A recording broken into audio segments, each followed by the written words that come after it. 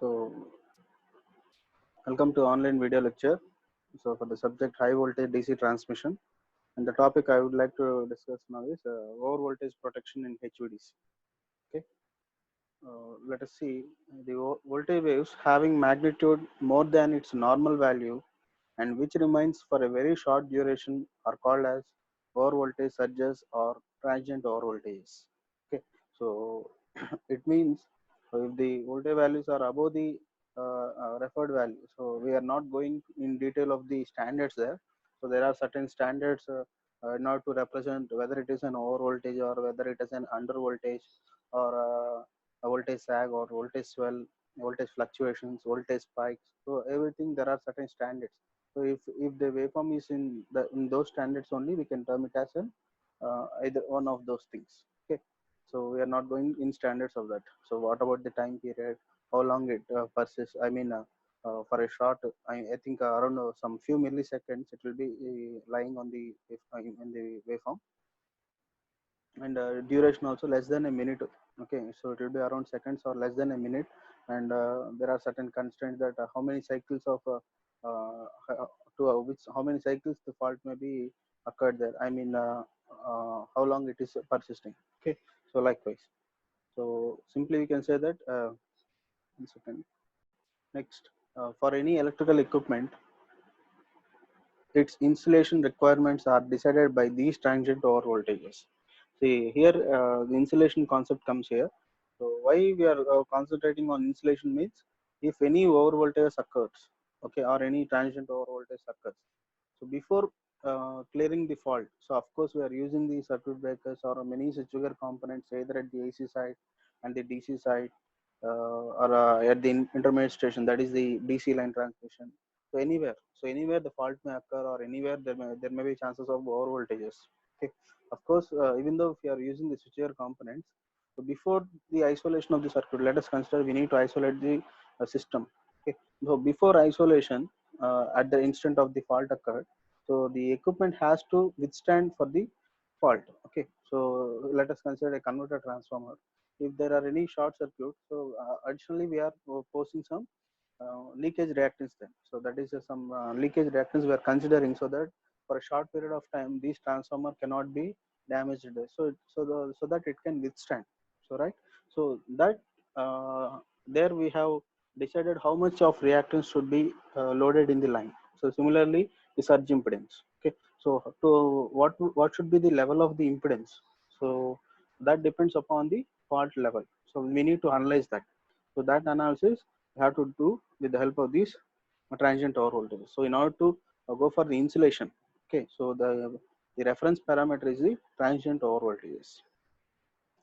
Next, the generic purpose of insulation coordination is the selection of the most economical combination of plant insulation and overall over voltage protection to ensure satisfactory performance of all the insulation around the converter plant.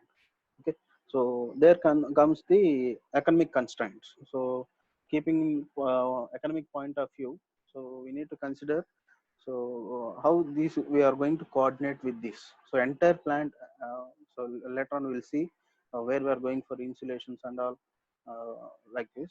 Okay, so either at the rectifier part or either at the inverter part or at the HVDC lines or at the AC part. So everywhere, so we need to provide proper insulation there, and we need to protect the system from these over voltages. So how we are going to coordinate all these things, and of course there is an additional constraint that the economic point of view. So overall, these matters there.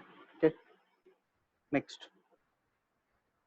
More specifically, the subject is concerned with the need to protect the converter plant components against large transient over voltages for which they cannot be economically designed or compensated. Okay, so all the main objective is to protect the converter plant. So that's what I mean to say that. So a converter plant, in a sense, starting from the AC to DC conversion and from DC to AC conversion, overall we need to protect the plant. So there, and of course we need to compensate all those things. So everywhere we cannot go for the same type of techniques there. So earlier in the previous session we have seen different types of protection devices we are using. Protection schemes are there either at the valve side at the AC side and at the DC station. So different techniques are there and different compensation methods are there. Okay, so of course we are going to overcome that. Along with this, we have to provide proper insulation for that. I mean, we need to protect the equipment as well as the system. Okay, so all these matters here. Next, the limitation of over voltages essential to economic power plant design is carried out in two ways. So there comes the two ways. Especially we need to consider in two methods. That is suitable system design, and the next is suitable coordination between insulation and surge arrestor protection. Okay, let us see one by one there. Coming to the system design. On the DC side, over voltages can be reduced by various means. Okay, so here one thing we should keep it in mind that completely we have to discuss related to HVDC. Okay, so never go to the any other power system or any other integrated system or any other smart grids or likewise. Okay, so better we have to discuss only relevant to the converter plant and I mean the HVDC station itself. Okay, so considering all the what type of faults or internal faults, external faults, so converter disturbances, everything we have to keep it in mind, and we need to uh, I mean represent here. Okay, next. So one by one we'll see. First one is shielding the converter station and the transmission lines. So I think we have an basic idea on the shielding. So shielding in the sense, see, this is for HVDC station I have considered. Of course, different coming to the normal power system. So we can see the shielding wire. So shield wire in the sense nothing but a guy wire. Okay, so here you can see the guy wire. Okay, so it will be the top of the tower. Okay, so in order to bias the surges, okay, so it is placed at the top of the line, and of course it is grounded there. Okay, through proper devices there. So look at this is exclusive for the HVDC. So this is taken from one of the journal papers. Okay, so this is pole A, pole B. So in the sense one is for the positive conductor and the other is for the negative conductor. Okay, so this is the transmission tower. So tower we have properly earthed there. Okay, and these are the cross arms.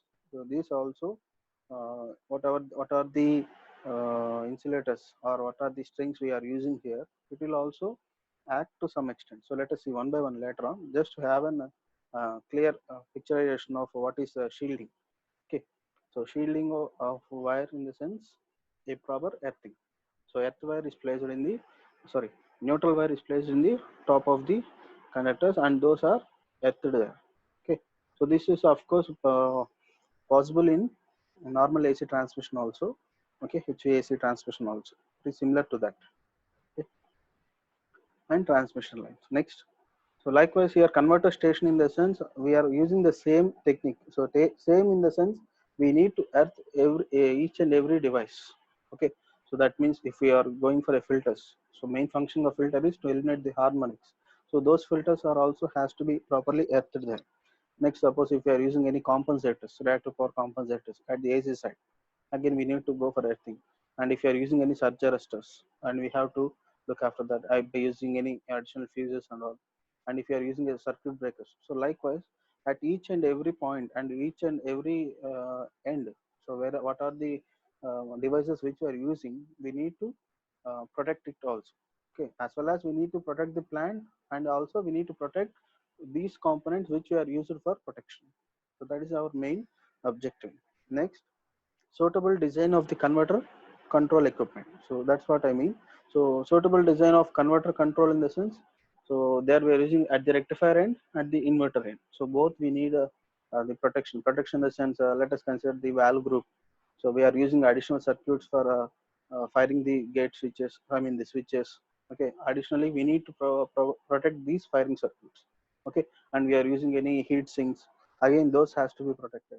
And if you are using any biasing circuits or any buffering circuits which comes into under action when there are any faults there, so all these things all these equipments are also we need to protect.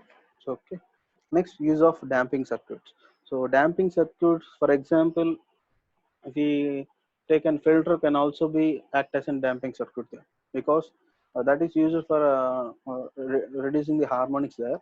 So to a certain extent it can also help in mitigating the voltage oscillations. Okay, earlier in the previous class we have, so previous session we have seen that if there are any short circuits there, or if there are if the plant is allowing the over voltages, okay, or any minor uh, swings in the waveforms. So if it is allowing, so these filters can also use it to damp out these oscillations. So this is one similar to that. So that damping circuits in the sense. So we need to consider these damping circuits also. Next, selecting system parameters to try and avoid resonance under fault conditions. So earlier we have seen resonance condition which should not be happened in the HVDC there. So because of these filters and additional impedances which we are injecting in the line, or which we are parallel connected to the line, either the surge impedance or any other components, I mean the energy storing elements which we are connecting for protecting the system. So this creates an additional issue that there may be chance of resonance. Okay, so which should not happen in the power system, which may leads to severe damage in the line. So or for a short period of time there may be chance of over voltages in the line. Okay, so all these few are the parameters which we need to consider in designing the system. Okay, that is the HVDC part. Next, so look at here. So what are the all the points I have discussed here? We can see from the diagram, block diagram here. So this is the pole one. So look at the bottom here. This is pole one, and this is pole two. Okay, so from the one station to the other here, with the help of the smoothing reactors. Okay, here the current waveform is smoothened here because it is of a ripple content, and at the intermediate station. So intermediate station in the sense here DC transmission is going on.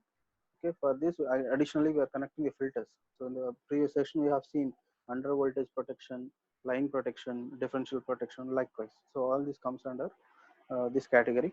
Okay, next, see valve protection. So either at this sending end and other is the receiving end. So where there we have gone for grouping of valves. Okay, so at each phase to the voltages between the two valves or line to line measurement, we need to monitor there, and we need to assess the all these things. Okay, so with the help of grouping we can monitor each and switch performance there. So what about the losses, and how it is going to respond, or what is the recovery rate, is there are any additional issues from these switches. So like this everything can be monitored. Okay, so this is a simple block diagram there, and you can see everywhere it will be connected to the ground part. Okay, so this plays a major role here. Okay, next, on the AC side, voltage support equipment is essential to provide voltage control during transient and dynamic system disturbances. So this is normal to the normal AC systems there. So before rectification and after inversion, so we need to provide proper voltage equipment, right? So our main constraint is that we need to maintain a constant voltage and constant frequency. Okay. So before rectification or after inversion, so whatever the parameters, I mean whatever the input we have taken at a particular voltage and particular frequency, so the same standards has to be maintained after the inversion there. Okay, so for that we need additional voltage support, because if there are any disturbances or because of any faults here, so these voltage and frequency parameters may change, and we need to properly compensate it. Okay, one of the methods we can go for is reactive power compensators, or additional PWM techniques. By using these methods we can maintain the voltage there. Okay, so we need to choose the proper equipment. So which type of technique, or which type of component we prefer, so that we can maintain the voltage levels at the AC side. Okay, next, the type and amount of compensating equipment requires detailed studies to determine the relationship between DC system recovery. So DC system recovery in the sense that is the changes in converter control mode, rate of ramping of the DC current on restart and stabilizing signals, and voltage support equipment and response time. So before compensating all these things, so compensating in the sense it doesn't mean that we are going to compensate the reactor for there. So we are going to balance everywhere in the system, as earlier we have seen in the overcurrent protection. So different types of protective devices are scheduled there, okay, based upon the type of the fault and the duration of the fault and its magnitude levels. So we are going to assign, we are going to schedule these different relays, I mean different protective devices. So likewise here also, so formerly we should have some information on these metrics. So that is the relation between the DC system recovery. So recovery in the sense, if there are any fault occurred, so we need to control the firing angle. So again, we have to bring back to its normal position. So how it is going to responding with the system. Okay, suppose let us consider in our household appliances. So frequently, is there any tripping? So what happens with the stabilizer? So it stops for a short period of time. So it never gives the output then. So that is how we have given some settings in the relay part. Okay, so likewise we need to have some further information regarding all these things. Okay, proper study should be there. Next. The different characteristics of each type of voltage support equipment have marked effects on the performance of the AC to DC system, which must be studied and evaluated. So that's what it means. So everywhere we need to know the individual performance of that. Suppose if we want to use a switch for an AC, they will prefer a circuit breaker. So we cannot go for a normal three-pin power point, three-pin socket, right? Okay. So if you want to use a ceiling fan, accordingly, based on the appliances, we are going to prefer the switches. Okay. So of course, it is an on and off switch, but based upon our appliances, we are going to prefer the switch. So how we can decide, how we can prefer those switch, it depends upon the rating of the machine. Okay. So general information, what we have, which we are going to see in our daily use. Okay. So based upon the current rating, based upon the voltage rating, so we are going to prefer the switch. So likewise, if you want to create, I mean, if you want to support the voltage at the AC side and at the DC side, so we need to have some characteristics regarding the equipment. Okay, so let's see one by one. So for example, an AC system fault may result in sufficient voltage reduction and distortion to cause commutation failure at the inverter. So they have considered a case. So commutation failure in the sense, earlier we have seen. So this may be occurred at the inverter station. Okay, so because of any internal issues, okay, from the DC side, if it is not constant there, so there may be a chance of commutation failure at the inverter station. So because it is running based on the forced commutation techniques. Okay, so how it is going to withstand? So what we have, if we consider a thyristor based converters, if the same situation arises, that is if there is any disturbances in the side, in the DC side, so the inverter station should have the capability to recover. Okay, so it should have the capability to block the current or to avoid the reversal current, or it should have high recovery rate. So likewise. Okay, so next, with synchronous condensers, as they contribute to short circuit level, such a problem will be less likely than with the static wire systems. So as I said you before, so in order, these are the one of the compensating techniques. Okay, so that means if you prefer one of the fax controllers there, static wire systems, then this they can prefer the synchronous condensers, which will have a dynamic response in order to compensate the reactive power, such that the voltage can be maintained in the system, that is the AC system there. So one advantage is that there is no concept of reactive power in the DC side. So there is there is no concept of any compensators in the DC end. Okay, so all we need to compensate at the AC ends. Okay, so this is just for an instance. Okay, next, the occurrence of commutation failures during conditions of low or distorted AC bus bar voltage, either during a fault or on recovery, requires realistic representation of the converter valves with their controls and of the AC system. So in particular, system damping and effect of generator control. So that's what I mean. Occurrence of the computation failures in the sense, if you consider at the inverter station there. So during the conditions of low or distorted AC bus bar. Okay, these are the I mean, this for instance they have taken. So that if the DC levels are low, okay, if the DC power is low there, and or any distorted AC bus bars. So this is one of the disturbances. So we are for analyzing, we have considered this. It doesn't mean that for this situation only it is going to be the response will be depending on this. So it is not about that. Just for analysis, we have considered these two issues. Okay. either during a fault or on recovery, requires realistic representation. So if this situation arises at the inverter station, okay, how this inverter are going to perform, and what are the actions to be taken at the AC end. So whether we have to compensate the reactive power, or what is the functioning of the filters, okay, to which extent it can compensate the voltage, okay. So ultimately we need to maintain the constant voltage there, okay. So what are the devices can be used, and what are the individual responses there, okay. And at this particular situation, that is under any faulty condition or any distorted AC bus bars, okay, then how these equipment, these protective equipments which we are used for this compensating the voltage, it also has to be protected there, okay. Next, it appears that a combination of static and synchronous compensators can be the best solution for many applications. So this is, I think we are we have a well subject in regarding the facts, right? Flexible AC transmission components. Okay, so different types of compensators we have gone through, static compensators and series wire and shunt series. So mostly we have, I think we have studied on this SVC and StatCom. Okay, so and coming to the shunt series, there we have gone for UPFC or other hybrid controllers.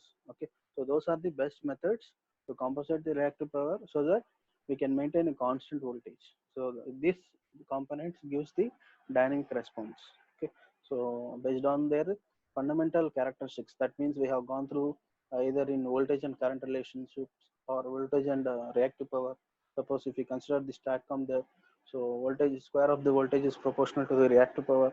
So likewise, okay, so we need to know all those characteristics of individual components which we prefer for the protection of the circuit, I mean the protection of the plant. The short circuit capacity of the synchronous condenser, coupled with the speed of response of the SVS, that is a static wire system, should provide better overall voltage control and dynamic performance. So that is a well-known fact. So no need to go in depth of this. Okay, I mean the operation of this SVS or any other FACS components. So it should have, I mean, so you look at here, why we are going for the synchronous condensers in the sense, these whatever the concepts I have taken, so it is from the previous books. Okay, and now the situations may completely differ. Okay, because earlier mostly they are going to rely on these synchronous condensers, and later on after that, so they have gone for coordination of the other equipment, other components. Okay, so that is the situation here. So that is the reason why they go highlight on synchronous condensers. Okay, right. Next, we will go for the surge arresters.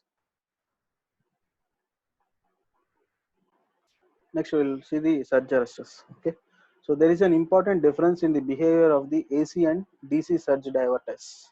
So okay, so surge diverters in the sense, earlier we have seen, so under the faults, okay, under the converter disturbances, so the fault may occur, I mean the surges may occur on the DC line, okay, that means between any of the two poles, okay, so that is a positive conductor or at the negative conductor, or at the AC side or at the valve side, okay. So at any situation the fault may occur. So a small difference will be there, how we are going to bias these surge currents, okay. If the surges are occurred at the AC end, how we are going to compensate that. And coming to the DC side, of course we are using the surge arresters at the all the stations, okay, I mean the major stations, so that the major equipment can be protected there, okay. Let us see. Owing to the parallel connections, the AC system has a low impedance, and the follow current in an AC surge diverter, even with strong arc suppression characteristics, has little effect on the AC system voltage against which the diverter has to reseal. See, owing to the parallel connections in the sense, obviously we are well known that these filters are all the supporters, that is the voltage support or the compensating devices, everything we are going for the parallel connections, right? So we are speaking about the particularly the AC system. So look at here, has low impedance and the follow current in an AC surge diverter, even with strong arc suppression characteristics, has little effect on the AC system. So that is our advantage. See, coming to the circuit breaker, so most of the times I used to say that circuit breaker, if you the designing of circuit breaker for AC system is easy there, because there occurs a natural current zero position. So accordingly, it is quite somewhat easier there. Whereas coming to the DC, so the designing of the breaker is quite complex, because there is no natural current zero there. So, for that we are going to use the MRTBs, right? Metallic return breakers, likewise. So the cost of the equipment and as well as the complexity is also high coming to the DC. But whereas to the AC, the protected devices is somewhat easier there to design. Of course, from the cost point of view also, it is somewhat easier there. Even though irrespective of the arc suppression here. So look at this. So whatever may be the fault level there, so easily we can protect the at the AC side. Okay, right.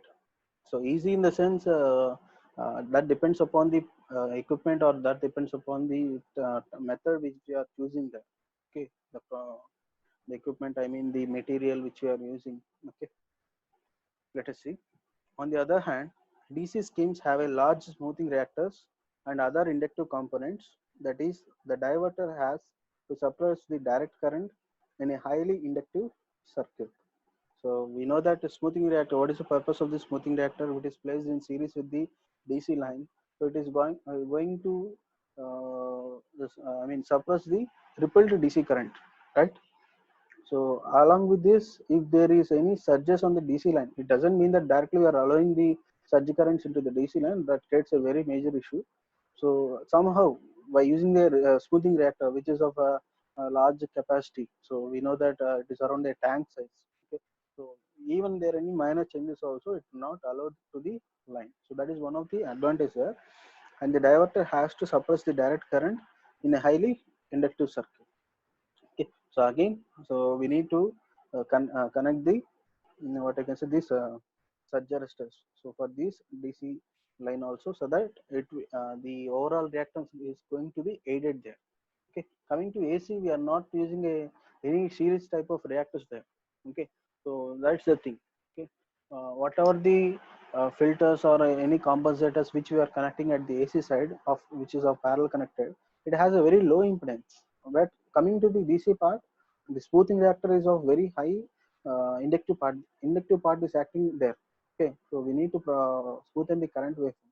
Okay, and along with this, we are going to aid with the we are going to connect the surge arresters, so that the additional reactants are going to be added. So that's about the situation in the DC side. Okay, as a result, unless the suppression is done in a controlled way, the surge diverter might cause further over voltages. So that's what it means. If proper coordination is not done between these lines, I mean while doing the protection, so these surge arresters itself causes additional damage to the system. Okay, so look at these figures. These are the different types of insulators, and we are not going into the types and classifications and all. That is out of our scope now. Okay, so let's have a glance on this. What are the different types of insulators?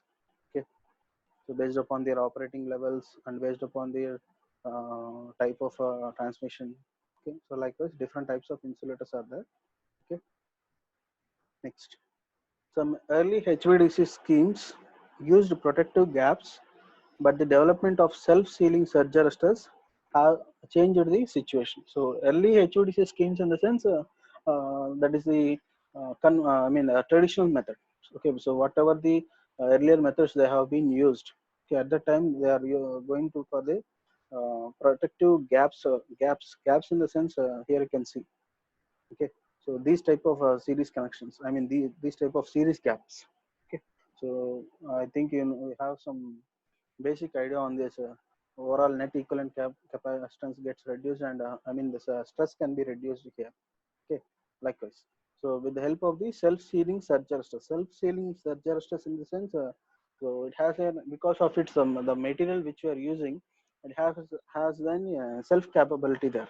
Okay, so then when compared with the previous surge arresters. Arresters with the series gaps and silicon carbide valve elements with nonlinear resistance have been extensively used in HVDC schemes. So that's what earlier. So, so this is the traditional method there. So just to consider an example. Okay. So silicon carbide valve element. So along for this, they are going to connect with the external non-linear resistance.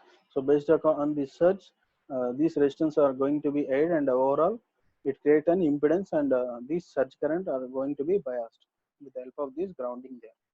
Okay, so earlier I have said you before, so look at here. See here, this is guy wire is there. Here we have done earthing here. Okay, so this insulators also. So look at this. See here, we are going to place this shield wire or this guy wire. So here in the sense, if we consider a normal insulators there, okay, so that will be the conductor will be traveling at the top of the line, top of the insulators there. Okay, so likewise, so these arresters can also reduce the stress there. I mean these insulators also. Okay, and what I mean to say is, if they prefer this traditional method, so that is by using a silicon carbide. Additional for this, so they are going to connect the external resistance, so that the overall impedance gets varied. Based on this surge, we are going to eliminate, and the protection and the equipment can be protected there. Okay. Next, however, metal oxide arresters have now taken over the over voltage protection of HVDC converters. So metal oxide arresters in the sense, so these are the metal oxide converters. Of course, the materials what we are using inside it may differ. So this comes under the metal oxide arresters. Okay, that means self sealing itself. Okay, here we go for proper earthing there. Okay, here. Next. They consist mainly of zinc oxide but contain additive of other metal oxides. So look at here, look at this diagram. So this is the zinc oxide elements. The disc will be removed here. So these are the discs. I think you have seen practically there a small type of it appears to be some paperweight or likewise. So these type of discs will be inserted here. If any during surges, so this will through this the current will be allowed, and overall the current is biased there, so that the equipment, I mean, or the transmission line or the converter unit, those are going to be protected either at the AC end or at the DC end. Okay, so these are the zinc oxide discs. Okay, so sometimes it may, if there are any minor cracks or any damage also, we need to replace all those discs. Okay, so right, so this is about the metal oxide arresters. Next, the main advantages of the new type are their high discharge capability and the lack of gap spar over transient. So earlier what I said there, so there is a traditional method. So there are certain gaps. So according to the current, these are going to be filled, and recovery rate. Okay, so that means the discharge capability. So when the fault occurs, immediately it is going to operate and it is going to bias it there, and again it has to be in normal position. So that is the discharge capability. Okay, so and the latter property is particularly important in the protection of the thyristor valve. So latter property in the sense, how it is going to behave, there. So I mean the characteristics. Okay, so how it is going to respond for these type of issues and how it is coming back to the position. Okay, next, typically a ZNO, that is a zinc oxide disc, can carry thousands of amps at a twice the nominal voltage, and thus permit the elimination of series connected spark gaps. As I said you before, if there are any short circuit or over transients are there, so what happens? So the current starts rising. So earlier we have seen the current may exceed up to 10 per units. If one is our benchmark or one is our desired value, the current may exceed up to 1.3, 1.4, 1.8, even 10 per units also it may exceed. So all these currents, if it is allowed in the line, that is going to be a situation. Okay, of course, other protective devices can stop the current.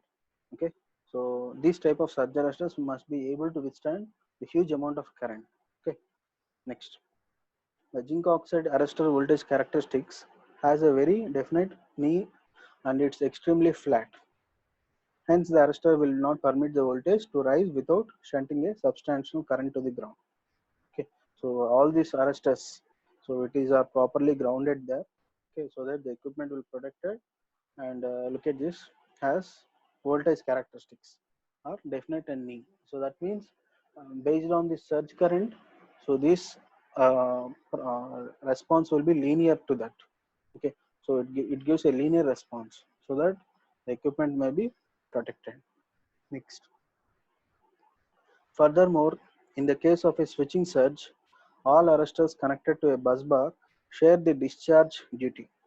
So they draw an increased current out of the overvoltage source and hence contribute to the damping effect. So switching surge in the sense, earlier we have seen two types of surges. Under faults on the DC side, we have gone through two cases. That is the switching type surge and the lightning surges. Okay. So in that particular situation, that is the switching surges arises. So all these arresters discharge the duty in the sense where these arresters are going to be scheduled. Okay. So overall, it creates the damping effect. Damping effect in the sense because of these switching surges, there may be oscillations in the line. There may be a voltage rise in the line. Okay, so all this can be removed. Right. With gapless metal oxide arresters, the arrestor elements are continuously subjected to the normal operating voltage of the AC to DC system. Okay, so these gapless metal oxide arresters in the sense, this what so this is the gap, air gaps, and these are the gapless arresters. Okay, so these are subjected to normal mode of operation. Okay, so now it will be under normal operating voltage. Either it may be 1000 kV or 765 kV or 1200 kV. Likewise, it will be under these operating voltages. Okay, next, and of course, let us consider a suspension or a strain type also. So the overall ground clearance will be very good, very very appreciable if we prefer these type of insulators. Okay, so of course these insulators are also uh, help in reducing the stress across the lines. Okay, so it can remove the inductance part, okay, between the transmission lines there. So that is also in case of the AC systems there. Okay, next, the number of series connected elements are selected so that only a very low current flows under normal applied mode. Okay, so here you can see how many elements should be there. So that is the porcelain housing. So how many should be there means it depends upon the operating voltages, okay, and the operating currents. And of course, according to the surges also, they are going to place the number of series connected nodes. Next. An important advantage of the metal oxide arresters is their ability to parallel units to achieve the needed energy capability. Okay, so that's what I mean. Number based upon the number of parallel connections there. Okay, according to that, the system efficiency will be very high. Okay, if any surges appears. However, metal oxide arresters have a given physical ratio between the maximum DC operating voltage and the protective level at the internal over voltage. So these and all comes under the previous analysis. Okay, so that's what I mean. What is the operating voltage at the DC? So what type of arresters have to be used? How many? What type of material or everything we have to decide if we have done a previous theoretical analysis on that. Okay, so this ratio is about 1.9 per unit. So that's what I mean. So they have seen that the ratio is about 1.9 means it is exceeding above zero point 0.9 is additional to that. Okay, for arresters with this protective level, only moderate energy capability is required, even at higher internal over voltages. Okay, next. A parallel gap can, if necessary, be added across part of the metal oxide arrestor in order to limit over voltages to lower value. So parallel gap can, in the sense, these are the traditional methods. Okay, instead of using the metal oxide arrestors there, so if we go for the parallel gap arrestors, means the same response will be given.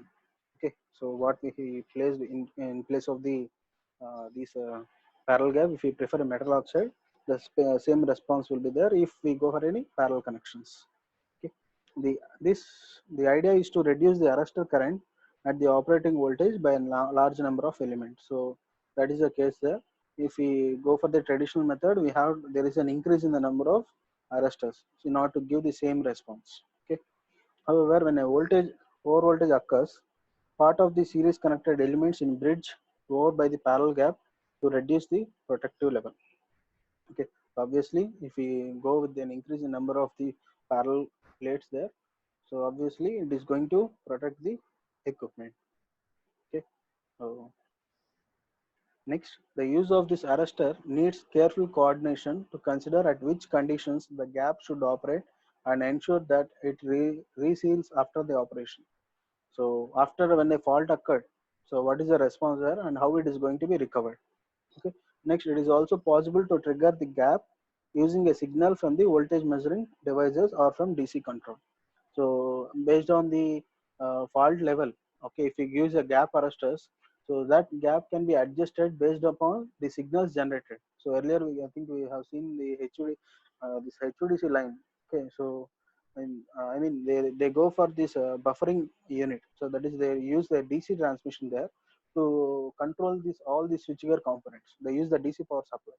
So with the help of this DC power, and they are going to coordinate the all the switchgear components so that the equipment will be protected there. So in that manner, this also considered to that. Okay, an over voltage limiter can also be designed using anti-parallel connected thyristor valves in series with the metal oxide arrestor, okay, or using other materials such as metallic resistance. So that's what I mean. If we go for the traditional method, additional we have to connect the external resistance, I mean the parallel connected resistance, so that it will be aided into the surge arrestor and the surge currents will be biased there. Okay, so anti-parallel connected thyristor in the sense in order to limit the current in the resistance. Okay, so that overall the impedance can be varied and the surge currents can be removed there. The limiter can be triggered depending on over voltage conditions or by DC control. Okay, with such equipment, even lower protective levels can be achieved. Okay, right. And coming to the last slide of this topic is application of surge arresters. Okay, so what are the applications we'll see. As a general principle, a surge arrestor must be set to discharge or divert over voltages higher than the highest normal operating voltage and lower than the breakdown voltage of the insulation under protection. So these surge arresters plays an important role in before getting damage of the equipment. So I mean before insulation failure. So these surge arresters plays an important role if there are any over voltages or transient over voltage occurs in the line. Okay, so under normal operation it is fine. Okay, it is not going to perform anything there, but when any transients occurs, okay, so meanwhile the insulation whatever we have provided for the units, okay, for all the units, so it will be protected with the help of these surge arresters. Okay, next, most over voltages within a converter station are of the switching type surges. So earlier we have seen switching type surges are the are the faults at the DC side. Okay, so from these type of faults also we can protect the equipment. Okay, although lightning surges caused by the thunderstorms do not enter the converter bridges, the valves are exposed to the lightning surge type stresses during ground faults within the station. So earlier I have said if there are any faults on the AC side, it is not a big issue because many protective devices and many circuit breakers, isolators, fuses, everything will be operating easily there. We can replace easily there. But coming to the DC side, it is somewhat complex. Okay, so that is the situation there. So especially at the AC side, how the surges comes means because of the thunderstorms. Okay, coming to the DC side means of course there may be chances of thunderstorms on the DC side, but um, we are using both at the both ends. That is, the surges are used at the AC side as well as the DC side. So finally, it is thus necessary to test HVDC equipment with some other standard voltage waveform similar to HVAC equipment. So as I said to starting of the session, so there are certain standards. So as I said you before, over voltages, under voltages, voltage spikes, voltage fluctuations, voltage sag, voltage fell. For this all, we have given certain standards and certain ratings are there.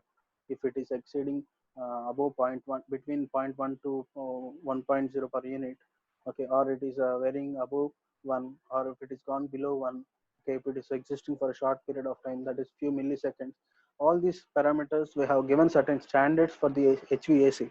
Similarly, we have to go through certain standards for HVDC. If you go through the many journals there, you can find it out all the HVDC station metrics there. So what are the standards they have seen, and because of these faults, what are the harmonics level, and what are the preventive measures taken. So everything we can go through it. Okay. So thank you. Hope you have understood this session. So that's all about the over voltage protection in HVDC. Thank you.